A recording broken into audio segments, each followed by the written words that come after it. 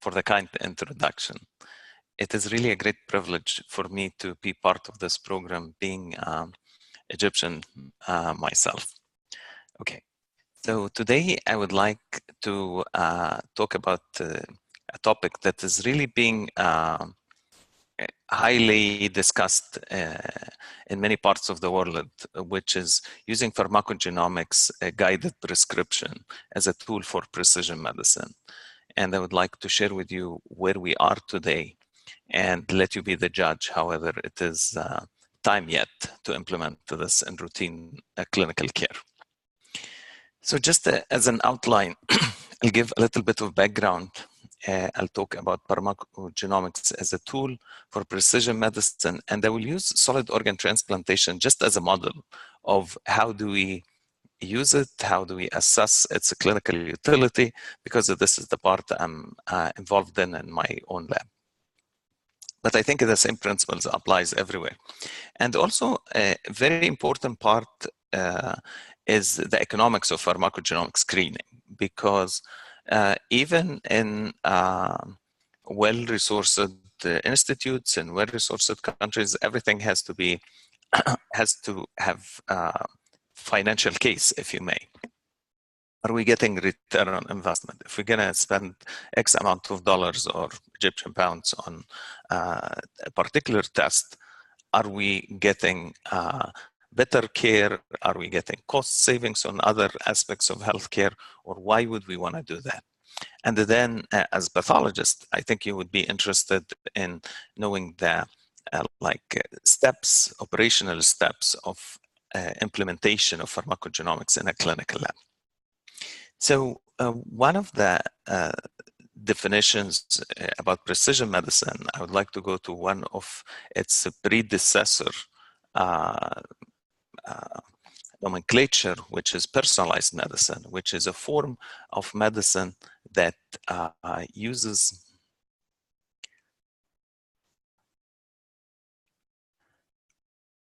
I was wondering, is there a way I can make this screen that shows my picture and whatnot disappear, because it's hiding the slides? Dr. Huda? Yes, you can move. You can move it. Okay. Yes. Also, yeah. Okay. Yeah. So now okay. Thank you. Is that better? Yes. It comes back. Okay. Let's see. Okay. Yes. Hopefully that will be. You can also minimize it. How do I minimize it? There's view options. View option. Where would I find that? If you hover at the top, you can say exit full screen or view options. Do you see that? So there is more. Invite, record, disable, hide video panel. I would imagine that. Yes. Yes. Okay. Okay, good. That's great. Okay. So initially, the world thought of precision medicine, and it was promoted as a form of medicine that uses information about a person's genes, proteins, and environment to prevent, diagnose, and treat diseases. And a classical example of this would be for a cancer patient to take a tumor cell and use it in vitro and try different chemotherapeutic agents on it, and decide on the specific chemotherapy agent or combination of agents and doses for this particular tumor in this particular patient. So it is really personalized in the sense of the word. But actually the term started to being used very broadly for a variety of modalities in medicine, and it became more appropriate to use the term precision medicine, which really integration of molecular research with clinical data from individual patients to develop a more accurate molecular taxonomy of diseases that enhances diagnosis and treatment and tailors disease management to individual characteristics of each patient. then how pharmacogenomics fits in this paradigm of thinking. Paradigms is the field that combines both pharmacology, which is the science of drugs, and genomics, which is the study of genes and their functions. To understand how genes affect person's response to drugs, develop effective and safe medications, and determine the doses tailored to a person's genetic makeup. So you can see how all these concepts are fit in together. And if we look at the literature, just to show the world and the scientific community interest in this field, you can see that pharmacogenetics, initially, which is the study more of individual genes, how it is rising, and it exceeded, this is the normalized citations count. You can see now we are ranging of close to 300 publications a year. It goes up and down a little, but now you can see that this is going down, and actually it is more and more replaced by the pharmacogenomics, which really is a comprehensive study of the genetic, the effect of multiple intergene interactions, the epigenetic effects, which really looking at taking a holistic look of the whole genome impact on any clinical phenotype. So why this is important? Why I'm bothering all of you with this and wasting your time with this? Is there really a problem that we are trying to solve here? Okay, I'll let you be the judge of that. There is 2.2 million adverse drug reactions occur in the United States annually. And there is really, if this is the situation in the United States, where there is really no reason to believe that these adverse drug reactions occur at a less frequency in different parts of the world. We just use the United States data because of the regulatory framework, and there is actually, they are better in capturing these data than different parts of the world. So this is a real problem happening everywhere. And the other thing is that medication efficacy rates are vary considerably. We give the medicine to patients. We know that not all of them gonna respond to the same degree. It's just we don't know specifically which patient. We know in aggregates, most patients gonna respond at a good rate or an effective and safe rate. But we know that some of them won't. It's just we don't know which one. Is it the next patient I'm going to see in my clinic going to be the one who's not going to respond? Is he or she the patient who's going to have serious adverse reaction? And of course, the unpredictable serious adverse effects. So there are current tools for precision medicine. You know, we still try our best, even without testing for pharmacogenomics, to tailor the medications to individuals using kidney function and or combination of adjusting the dose per weight, per age, population-based nomograms. And also, we for this way of doing things, we will need to do specific things to make up for the shortcomings of this way of doing things. So for example, we need to do frequent dose monitoring and titration. If any one of you interacted at a personal level or professional level with a transplant patient, they are always measuring their drug level, blood drug levels. It really shouldn't be this way. And also something else is iteration among medication. We start most of our transplant patients on tacrolimus. They start to have serious drug reactions. We switch them to cyclosporine. But actually, it shouldn't be trial and error. There should be an informed way of deciding which patient receives which drug and at what dose.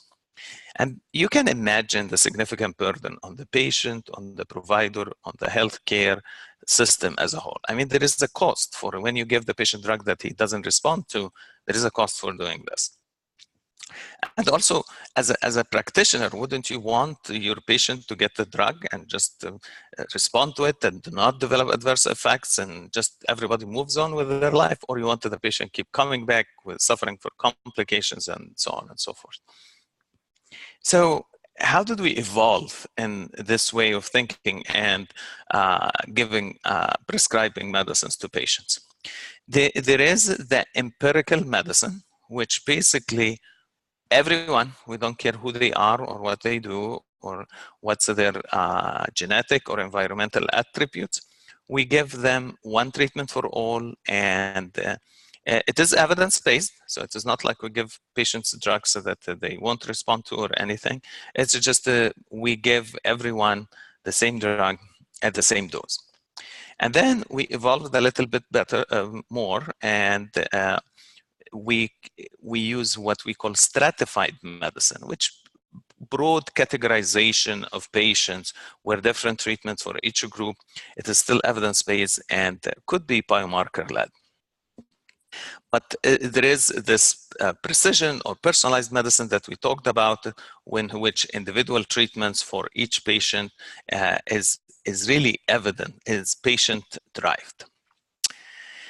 And you can imagine if we draw a comparison between our current way of doing of prescribing medicines versus a better state of prescribing medicine, you would see that decision to give drugs based on level of evidence available, and we start all patients on the same dose, and then once we start the patient on the dose, we start the reiterative process and adjusting, and we look at how they are responding. If they are not responding, we give them a little bit more. If they start to develop adverse effects, we pull back and give them a little bit less.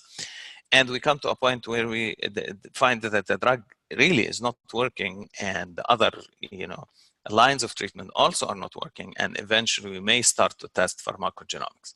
But actually, a more informed way and more intelligent way of doing this would be when we decide on which drug or family of drugs to be given, we test pharmacogenomically what are the genes that would affect the metabolism of this drug, and that would inform our decision which drug to use and what dose to use. And then also, I don't want to oversell the product. This is not a magical recipe that is going to tell you that this patient gets, 3.2 milligram BD, and this patient gets, 5 milligram BD 3 times a day. It is not going to, but it is just going to put you very close range rather than the whole spectrum of doses and whole spectrum of drugs.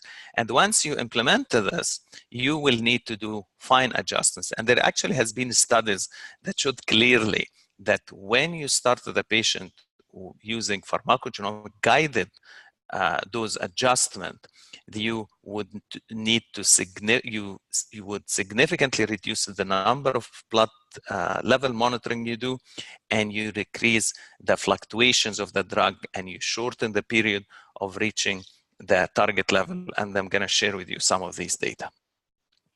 So I know it's kind of repetitive, but this is really, really important, because this is where we are moving. Because if, again, the current model, we try to balance efficacy versus toxicity. And in an ideal world, we would like patients to have the highest efficacy with a minimal toxicity. And the worst case scenario would be the lowest efficacy and excessive toxicity.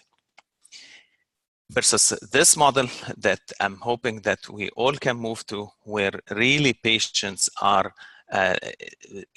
classified and profiled based on their pharmacogenomic testing, where we can identify, and actually this is the thing that you get pushback from administration and from health economists saying, well, the majority of patients actually would respond to the drug in the standard dose and would not develop adverse effects. And this is actually true. It is true. But what do we do with these patients? Do we sacrifice them getting not effective dose and developing serious adverse effects because they are the minority? So this is really an ethical question we will have. So the question is, do we test everyone for pharmacogenomics so that we save these minority of patients? Because some of them we will need to treat with either alternative drug or dose. Some of them will even need to be more cautious and have lower threshold for switching them to another drug. And some of them will know that this drug will never work for them. And this is actually a fascinating figure for me, because if we look at everybody who's taking a drug, it looks like they are showing normal distribution.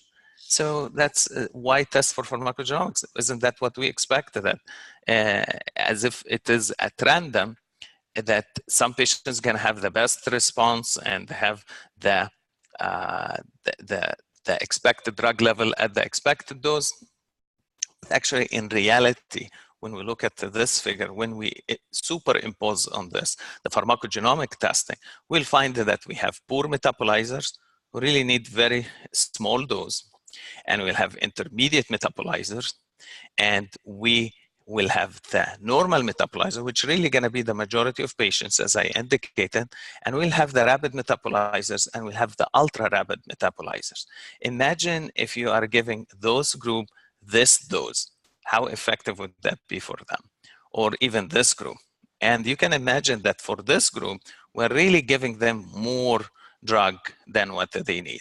And that might be okay, except when you are, especially in transplantation, the case is very strong because the drugs have narrow therapeutic index, the toxic dose and effective dose are very close, and also the side effects are life-threatening. And we commit patients for these drugs for the rest of their life. So it is really worth the investment to make sure that we are giving them the right dose. So I'll just to give you some of the examples from the solid organ world. This is a very interesting publication, and you would think that this is like something from the archives from 100 years ago. Actually, it is just from last year. And it shows that higher calcineurin inhibitor levels predict better kidney graft survival in patients with donor-specific HLA antibodies. Makes perfect sense. You give them more immunosuppression, you don't reject, you get better graft survival, right? And they show very nicely that when you have drug tacrolimus doses more than 6.3, you see that they have the best graft survival. If they have intermediate dose, they don't do as well. And if they have lower dose, 5.3, then they have the worst graft survival. So someone looking at this graph say, you know what, let's give everyone as much tacrolimus as we could, right? As much tacrolimus as they can tolerate without showing side effects. But actually, this concept is not novel.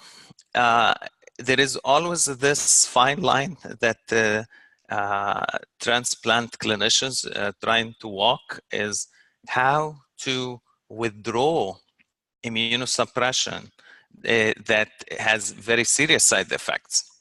So in 2008, this was a collaborative transplant study that is really registry data from all over the world. And they looked at the reducing, which we call minimization, immunosuppression minimization, or even withdrawal of immunosuppression after the first year post-transplant. And the data is very clear. Patients who continued on full dose of cyclosporin or tacrolimus, they had the best graft survival. Those who went through minimization or reduction, they didn't do as well. And the worst group was the withdrawal group. Again, the message here, the more immunosuppression, the better off we are. Well, the problem with this approach is that higher initial tacrolimus level and concentration dose ratio in kidney will develop diabetes mellitus, which really is not a good thing to have. And actually, there are a number of publications. For the interest of time, I'm not going to bother you with. It shows similar effect on nephrotoxicity. So we are trying to protect the kidney from rejection, but guess what? The drugs that we use to do this are nephrotoxic themselves. So we don't lose the kidney from rejection, we lose it from drug toxicity. And also analysis of tacrolimus related complications in the first 30 days after liver transplant. And a study showed clearly that blood tacrolimus level more than 10 nanogram correlated with impaired renal function, and that the doses more than 0.15 milligram per kg per day were associated with prevention of acute cellular rejection. That's great, The problem is they predispose patient to infectious disease. So just to remind you, those who might not remember this, there are particular enzymes that we're going to look at for pharmacogenomics. The way pharmacogenomics works is that we study genotypes of specific enzymes that determine their function level and whether the patients are over metabolizers or rapid metabolizers or ultra rapid metabolizers, or they are slow metabolizers. So a particular enzyme of interest in the pathway of tacrolimus. So this is the GI intestinal cells, and the tacrolimus goes through where the CYP3A5 takes crack at it and metabolize it a little bit. And then what remains from this battle goes through the liver cell where CYP3A5 takes another crack at it. And then ultimately what comes out of this affects the immune system. There is something I want to mention here that I mentioned that this is not going to explain 100% of the variability of drug levels among all patients, because what we are casually calling pharmacogenomics is actually genomics of pharmacokinetics, which basically the genomic determinants of how drugs are absorbed, are metabolized, are transported, all this good stuff. But there is a whole aspects of how the drugs work is the pharmacodynamic. And there is a genomic science for this, but it is way more complicated. And I'm not aware of clinical implementation of it at this point, because it involves studying the individual targets the drugs work on in individual patients, which were a little bit more complicated than just studying the metabolizing enzymes. So just a little bit of background about CYP3A5 gene polymorphism. The star allele 1 is the functional form, and actually it is the minor allele. So in white Caucasians from North America and Western Europe, it is more than 90% of the individuals are not CYP3A51. They are usually the star allele 3, which is loss of function. And it is a cryptic splice junction variant in entering 3 of the gene. In addition to the loss of function common allele in Caucasians, which is star allele 3, there are other forms of loss of function associated alleles that are more common in non-white populations, such as African Americans, Hispanics, Chinese.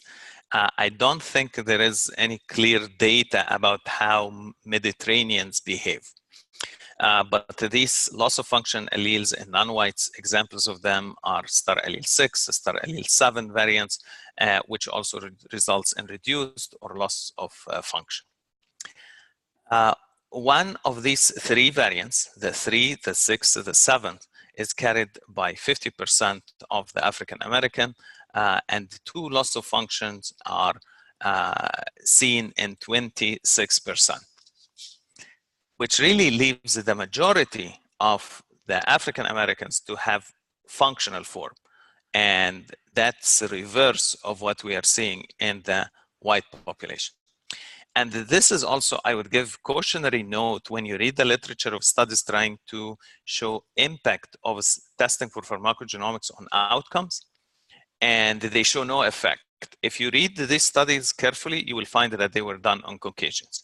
And that shouldn't be surprising, because you are studying a majority of patients who are white, who are low metabolizers. And guess what?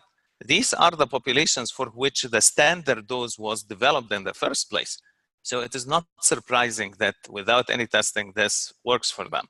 Just to think of it from the opposite view is that if your patient is one of the high metabolizers, and he represents only 5% of the patient, it is really not a consolation for them that they are losing their graft, that they are having serious adverse reaction, because they are the only one who is having this problem. This is a Nature scientific report that shows a correlation, just a proof of concept, a correlation between expression of the gene involved, because some people say, well, expression profile is not particularly tightly linked to genotype variants. So this report shows clearly that the genotypes are tightly linked with expression profile. And here are different genotypes that shows the expression level and the tacrolimus level in blood. And this is the one we are talking about, the CYP3A5. And you see it is statistically significant. And the gene fold change, the more expression you have, the lower the blood level you have. So it is not like the gene is may not translate into this, and there are specific mutations or specific SNPs that very highly linked to the level of expression. This also has been shown in a number of studies. When you look at in heart transplant population, you can see clearly that patients who are CYP3A5 of the non-metabolizers or the star allele 3 homozygous, they have significantly higher blood levels than those who are either low, rapid metabolizers, the star allele 1 homozygous, or the heterozygous star allele 1, star allele 3. This is what I was talking about, is that when we look in general populations, you're not gonna see significant effect, but when you look in African Americans or Hispanics, you start to see the impact on clinical outcomes. And in this particular study, you can see clearly statistically significant difference between, in terms of proportion without rejection, you can see that you have lower of those who are CYP3A5. Those who are high metabolizer have lower proportion without rejection. And when you look at the drug level, this is the therapeutic tacrolimus daily dose. You can see it is higher in African Americans who are CYP3A5 star allele 1, and also when you look at the dose per kilogram. And this graph shows you days to therapeutic trough level, and you can see the problem with being star allele 1, the high metabolizers, is not only it is longer, but also it is variable. If it was longer and predictable, it is still bad, but it is not as bad as when you're giving your patient, you're hoping it will reach the therapeutic level, but you don't know. Some of them may take more than 2 months to reach the therapeutic level. You can imagine during this time, your graft is really vulnerable to rejection. And these are the genotypes I just talked to you about, the star allele 1-1. This is the splice correctly leading to greater quantity of CYP3A5 enzyme, and those are the patients who would have lower trough level and they would need a significant dose. And actually, it's very interesting because some people think, you know, we'll figure this out. We'll test them. They will show low blood level. We're going to give them a little bit more. But actually, with those high metabolizers, a little bit more is not going to cut it, because it has been shown in some studies that you may need up to twice or threefold the standard dose to achieve the standard therapeutic level. And actually, I had private conversations with some of our clinicians, transplant cardiologists, nephrologists, you name it. And I asked them, if you see that your patient trough level is not where you would like it to see, how comfortable you'd feel to give your patient 2 times the standard dose? He said, no, I would not do that. I told them, what if I show you a test that tells you this patient will not respond except with twice the dose? And I show you the literature and the evidence and the studies that confirm that. Would you feel comfortable to give him twice the dose? He said, absolutely yes.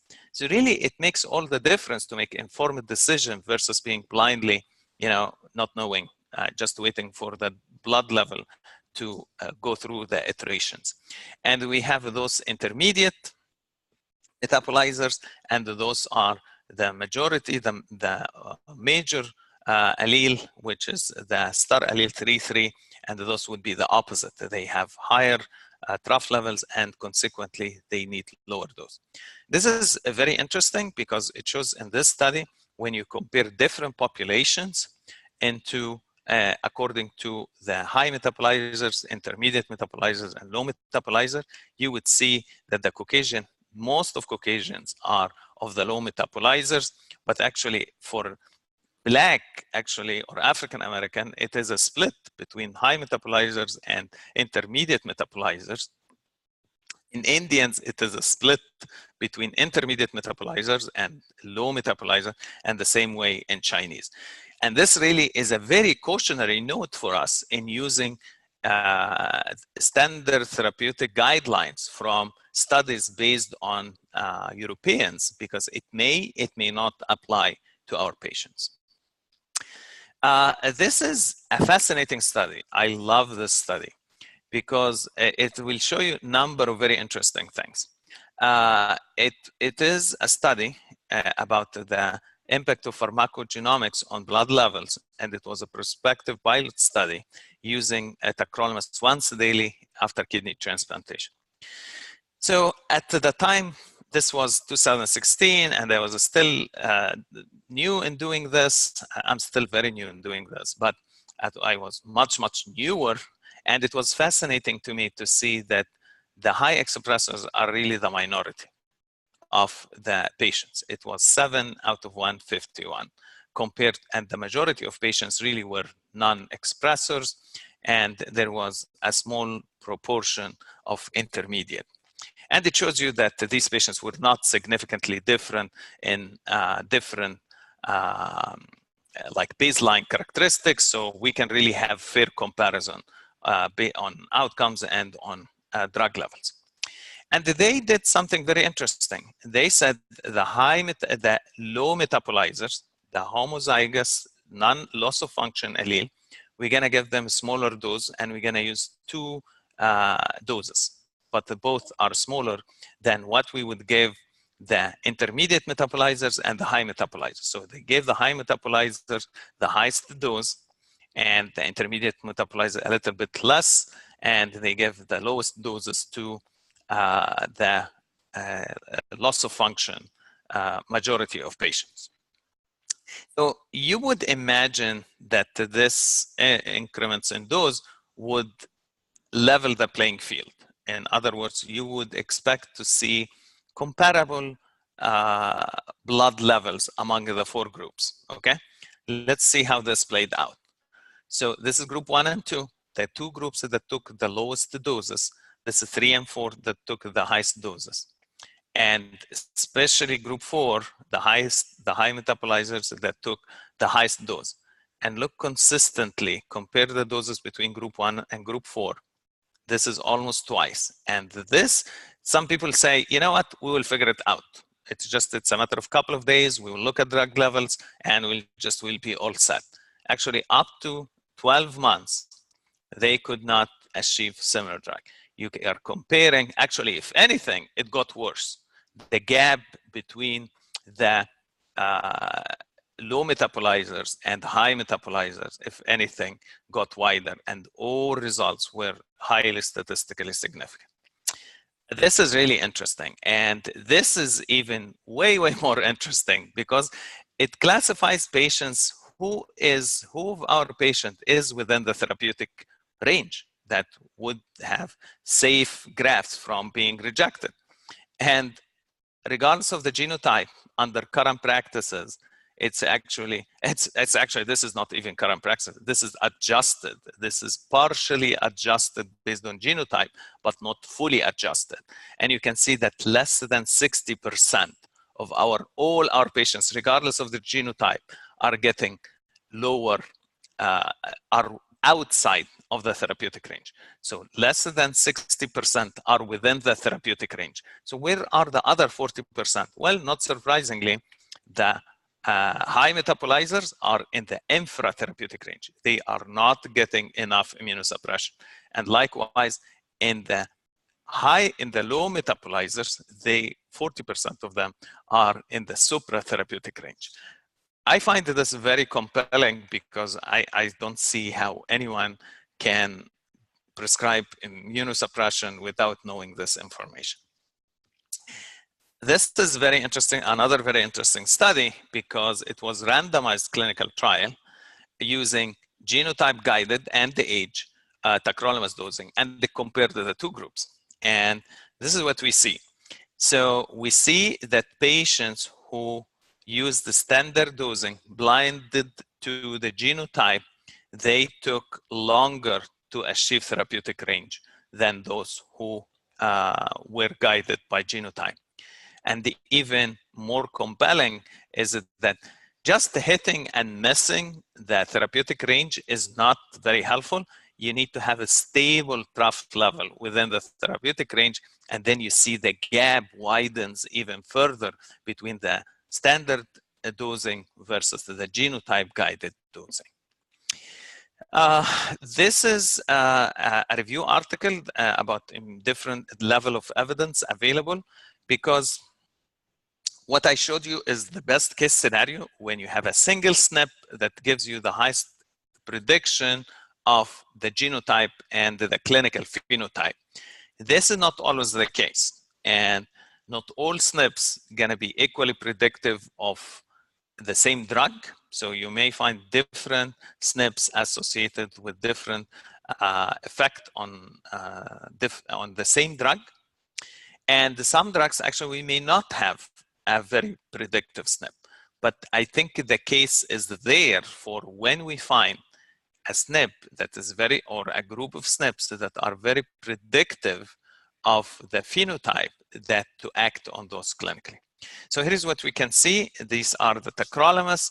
I think this particular SNP, the 776746, this is really, they have what we call strong evidence. There is some evidence for CYP3A4, but the data is conflicting. Some studies show correlation, some studies do not show correlation. And there is even weaker evidence for other group of SNPs. This is the cyclosporin, which is the predecessor or older cousin of tacrolimus. And we see the evidence is not as strong for cyclosporin. This is mycophenolate. Also, the evidence is, the strongest evidence is for UGT1A9, but it's not as strong for other things.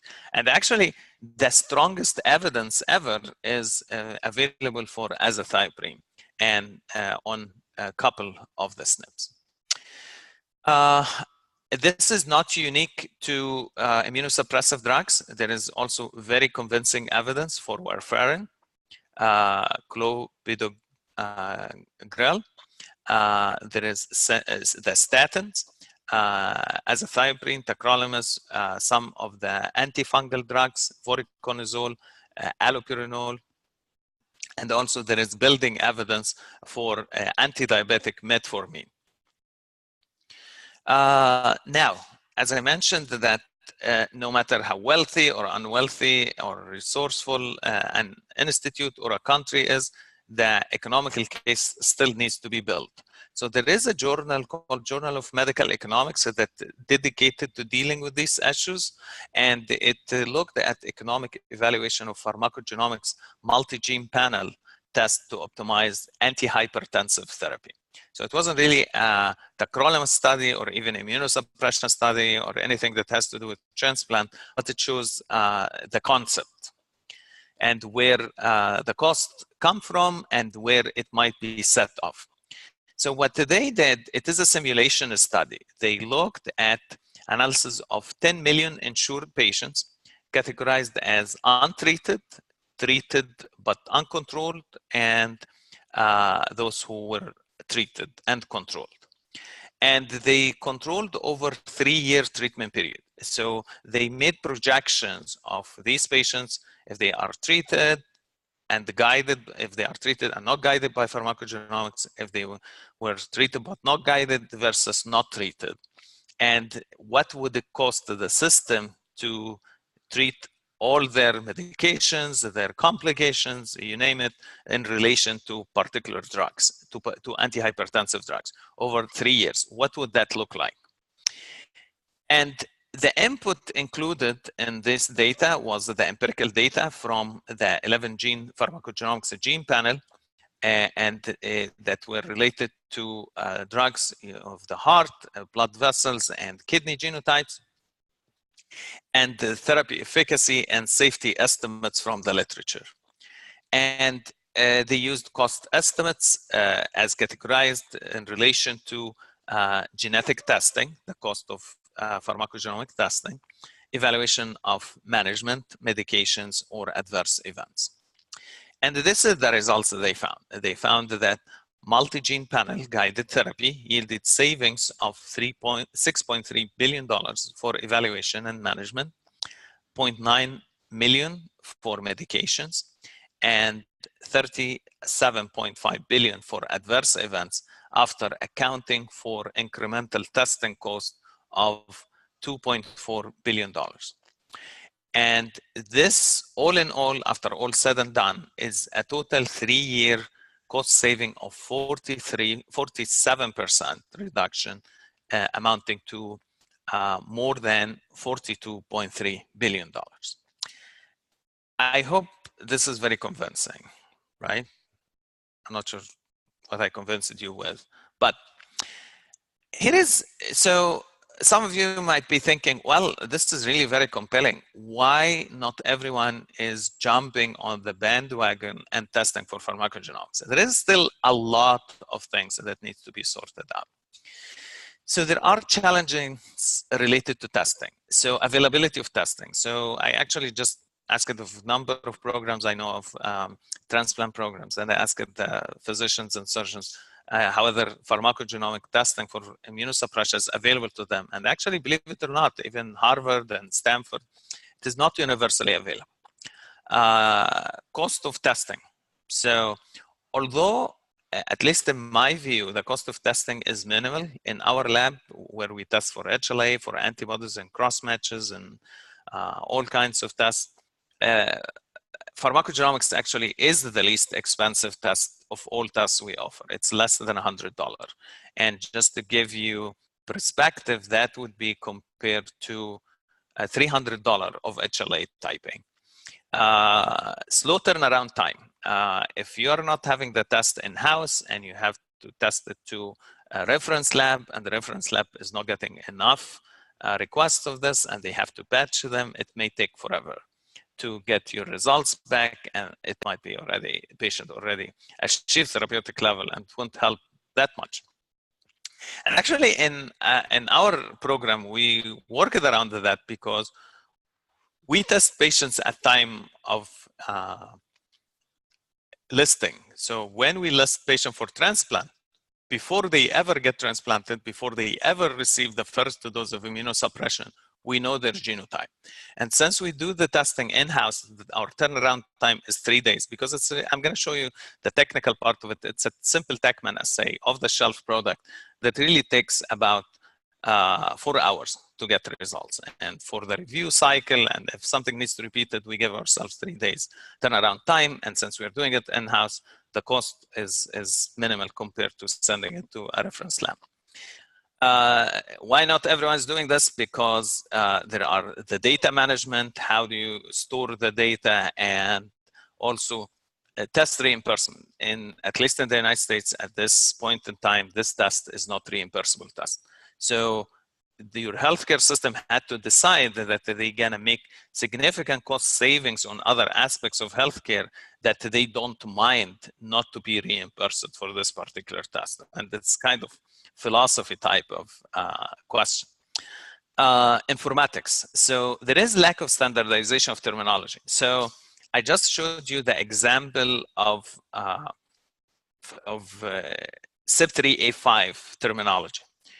We call, in general, those who have lower blood level, we call those high metabolizers. But there is also another rule, is that the minority allele is the abnormal and the majority is the normal metabolizers. So in the CYP3A5, the normal metabolizers are actually the high metabolizer because they have the higher function, but they are the minor allele. So if you read the literature on CYP3A5, although the evidence is very compelling, but the terminology is very inconsistent. Some studies are going to call it the normal metabolizer, some studies are going to call it the high metabolizer. And you can imagine the confusion this would cause among physicians who are not particularly involved in genomics.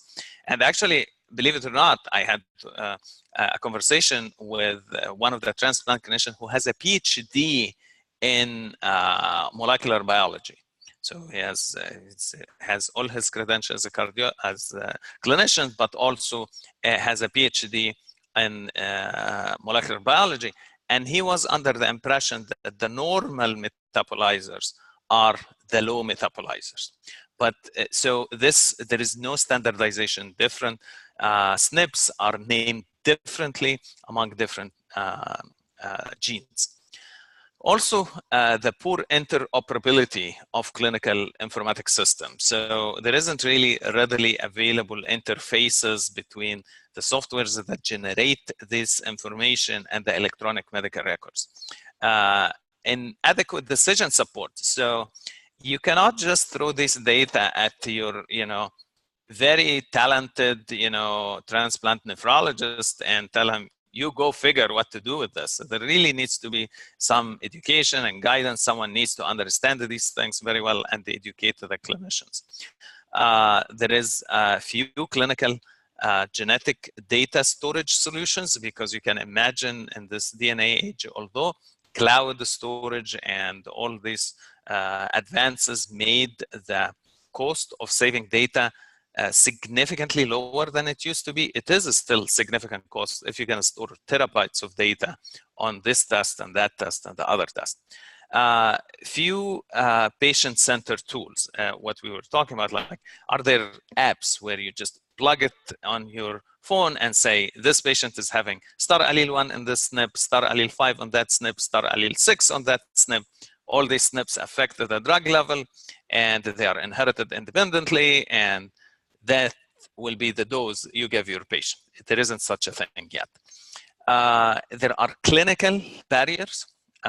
Few drugs and dose selection algorithms, how to integrate the data at the system thinking level. Lack of real world or randomized control trial. Most what I showed you are small observational or retrospective studies, which really doesn't make a strong clinical utility case at a country level or at a large healthcare system level. And also lack of medication use data. Not every pharmacogenomics is gonna explain significant proportion of the drug variability among different patients. Few patients return of results system. So how the results are integrated in the electronic medical record. There is also some educational barriers, poor training of current and future health professionals. I would be interested after I finished a couple more slides of what's your experience in teaching medical students, residents, fellows about pharmacogenomics and the clinical utility of it. No common point of care education resources. So what resources are available to the physician who never heard of this before, for the patient who is receiving these results, and of course, few patient education material.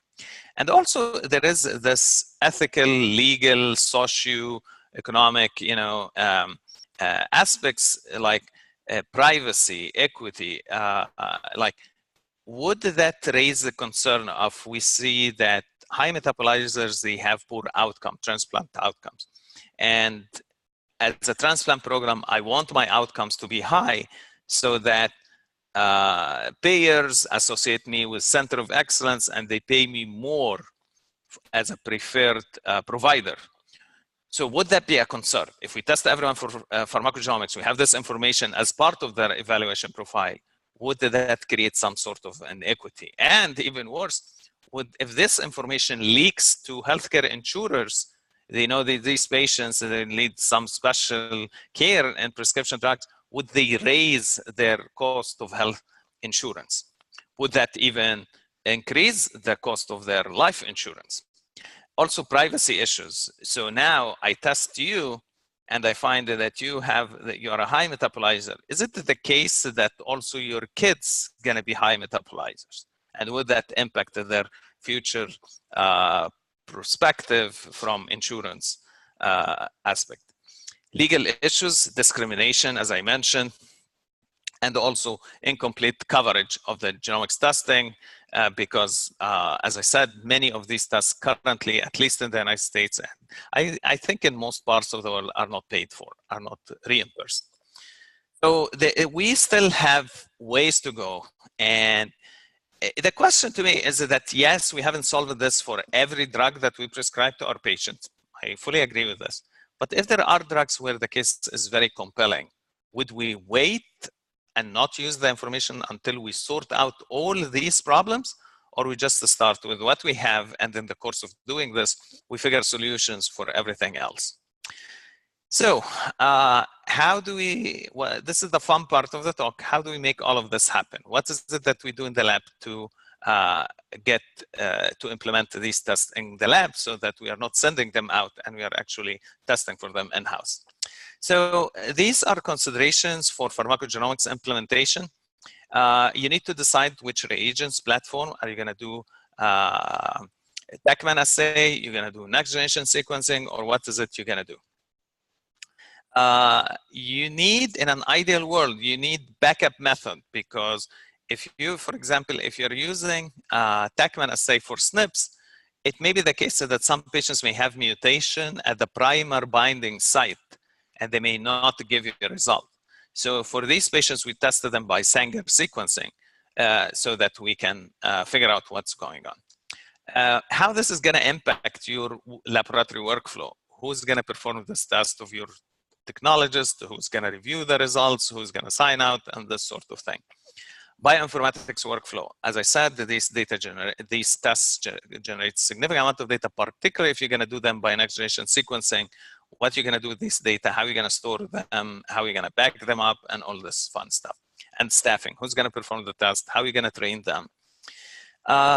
Method selection. So this is what we do in our lab, and every lab is going to be different based on your client base and the application you are using it for, and your turnaround time mandates. So we use the Beckman assay. It's actually off-the-shelf product from Thermo Fisher. It's called the PGX Express panel.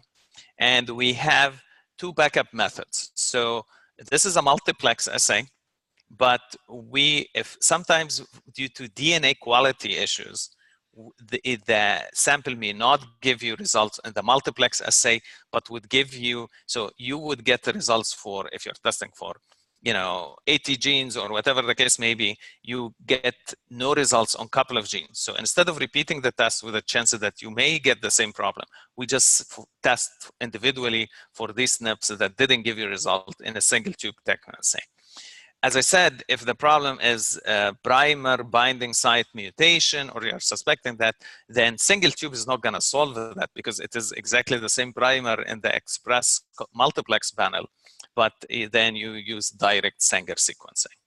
And this is, all of you probably familiar with this. This would be the homozygous one genotype. This is the homozygous other genotype, and that would be the heterozygous, and that would be your control. And sometimes they are not as far away from each other. They are a little bit close, and some of the genotypes might not be determined, and you may get more undetermined. And for those, you would need to do the single tube assay or probably sequencing. And this would be example of sequencing where it can show you whether this homozygous or heterozygous. So that would be homozygous, that would be heterozygous. And this is an example of the report that we sign out. So that would be example of poor metabolizer for tacrolimus according to the CYP3A5 star allele 3 homozygous. So that would be a Caucasian, loss of function, poor metabolizer. That would be the function, and actually the normal metabolizer, as I told you, or the high metabolizer, because these are the ones who have the functional form of the enzyme, those gonna be star allele 1-1, and those are not gonna differ from different ethnic backgrounds. So if you have the functional genes, it looks the same regardless of your ethnic background.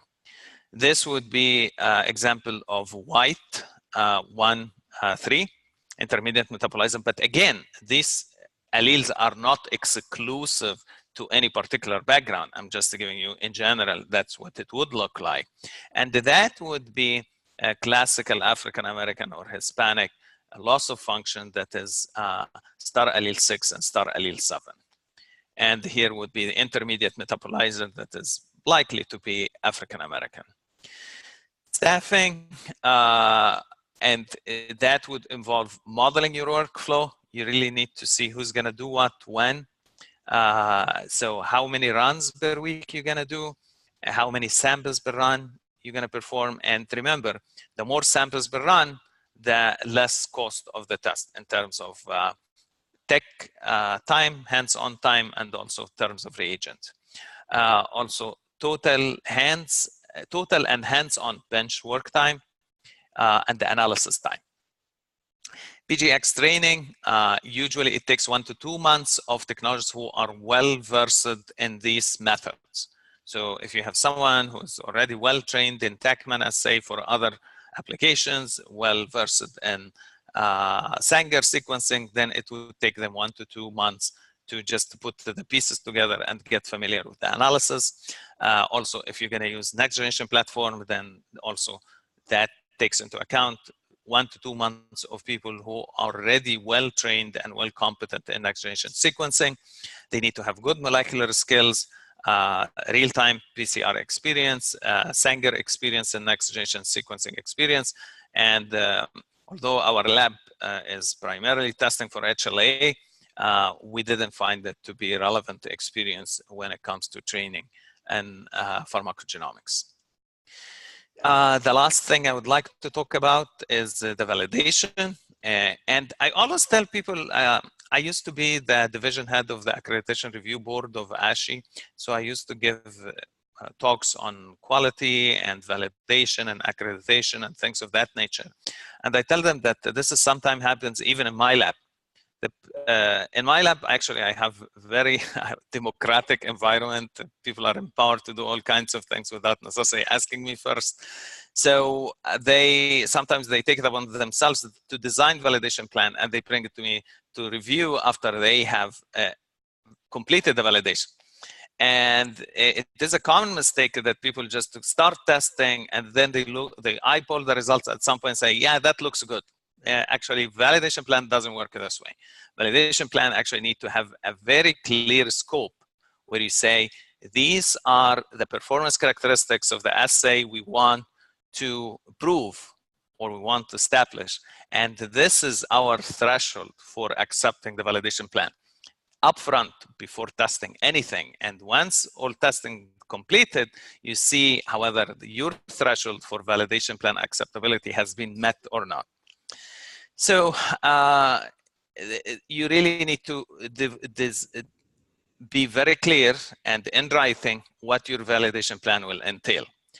You need to have training checklist and documentation of competency with direct observation of those who are trained to those who have not been trained. And if you're starting a new technology that you have no experience in the lab, then you would need probably someone from the company or someone from another lab that is established to host them in your lab for a couple of days to directly observe people in your lab performing the test to make sure that they are performing it the way they should.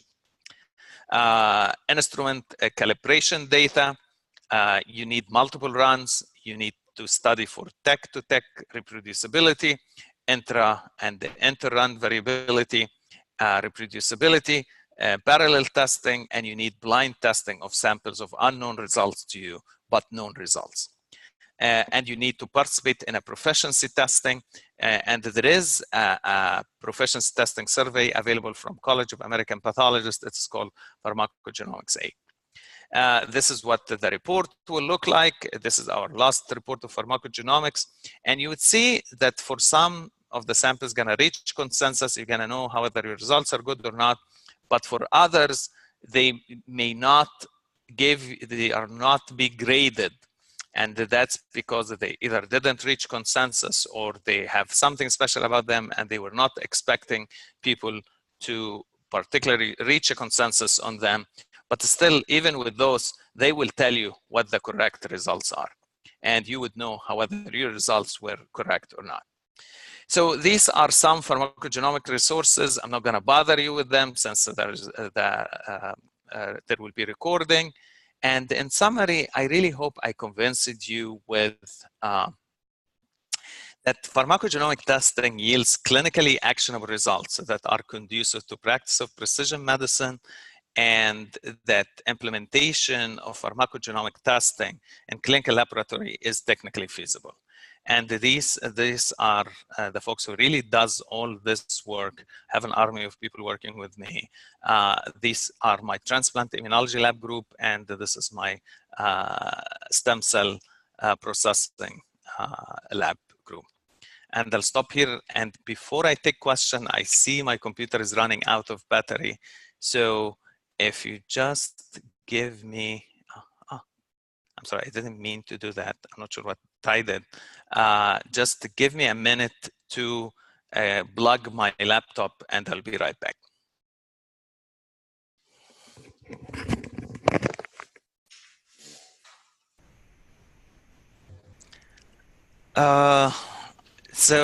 Okay.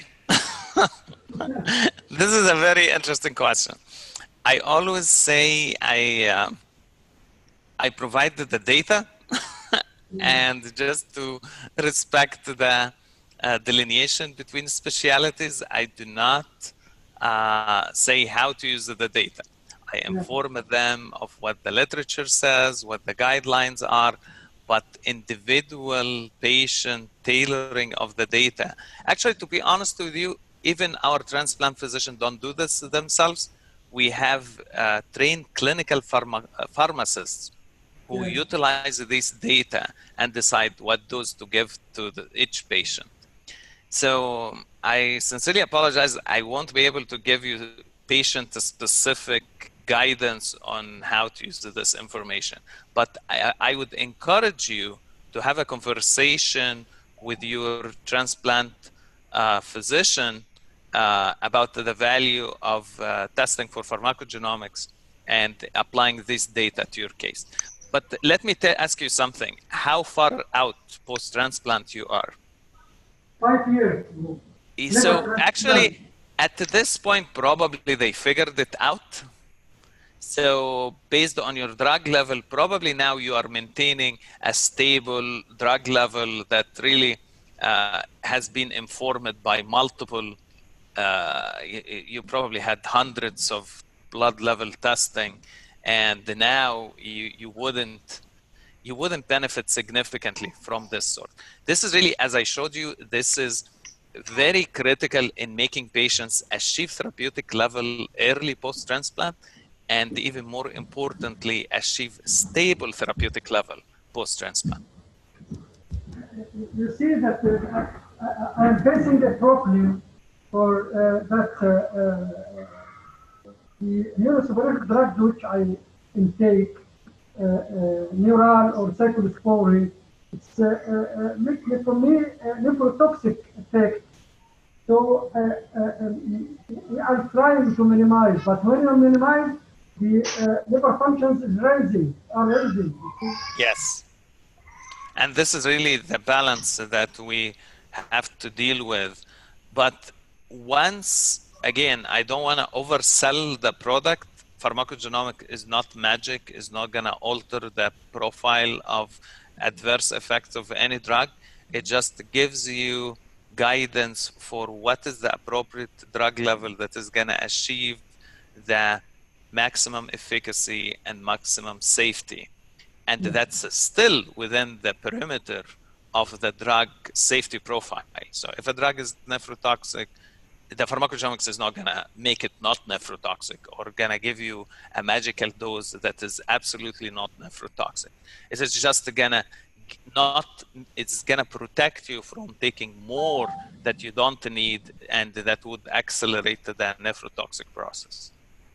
Well, if I can just interrupt for a moment, it sounds from your talk that there is not much data on patients of Middle Eastern origin.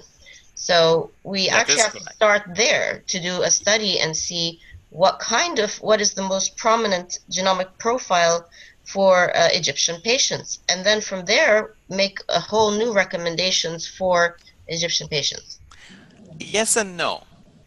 So I think we need to know what is the genomic makeup of Egyptian patients, but there is no suggestion that a low metabolizer from African American background is going to behave any different than a low metabolizer of white Caucasian.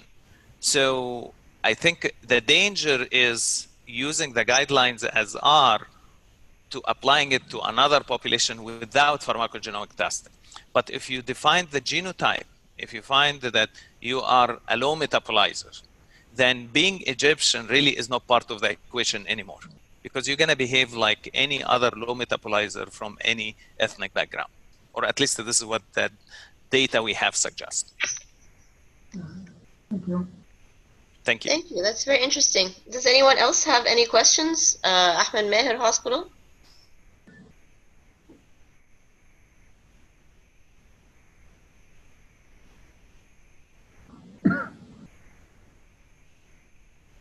Dr. Nafisa from Mustashfa Ahmed Meher, do you have any questions or comments?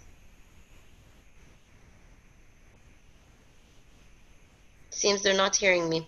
Well, if anybody has any more questions, please feel free to either to write the question in the chat box, or you can ask it now. And Dr. Medhat is always available for questions and answers. And you can also email us if you have any follow-up comments or even suggestions for future topics. The email is doctorsforegypt@gmail.com. And yes, and I'll take this moment to thank you, Dr. Medhat, very much. That was an incredibly interesting lecture, and I would say very cutting edge, at the edge of today's world. So thank you so much. Thank you very much. It was a pleasure. Thank you. Bye-bye. Okay, goodbye. Goodbye.